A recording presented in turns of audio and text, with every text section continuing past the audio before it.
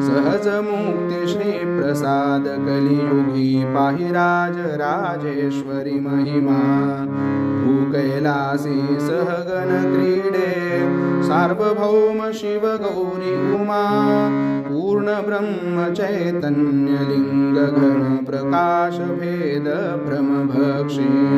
देह पानवटी मस्तक पिंडे नेत्री बिंदु तो शिव साक्षी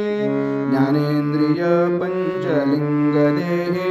विश्वरूप हा विरूपाक्षी कर्मेन्द्रिय मन आत्मा द्वादश ज्योतिर्लिंग क्षेत्री लक्षी मस्तकी काशी विश्वेश्वर वाराणसी श्रीशैल्य भ्रुकुटे मल्लिकार्जुना पूजेसी नासिकाकृति त्र्यंबकेश्वरा वंदेसी रामेश्वर ममलेश्वर जपहा यास देहि दे शिवधामा हस्तपाद भीमा शंकर हा कृष्णेश्वर नवचक्री समजा शुक्लपथी केदारेश्वर दर्शन महाकाल जिह्वाग्रिभजा वैद्यनाथ आयुष्य नागबळ सोमनाथ जीवन मनुजा आत्मस्फुरण गोकर्ण महाबळ सुखाब्दी जलचित बिल्व पूजा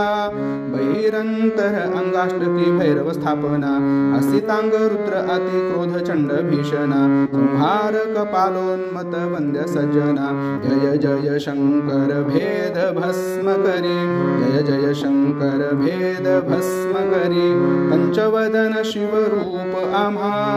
ऐक शिवार्चन स्वयमात्मा शिव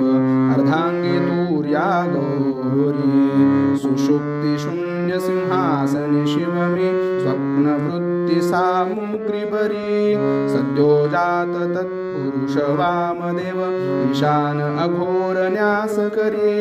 जागृती भोग नित्य पूजा हे प्रसाद जीवन मुक्त करी चैतन्य एक शिव पंचभूती भावना रुद्राक्ष भस्मा पंचाक्षरी दीक्षार्चना कैलास देह शिव मिज सत्य धारणा ज्ञानलिंग मार्तांड तेज ज्ञानलिंग मार्तांड तेज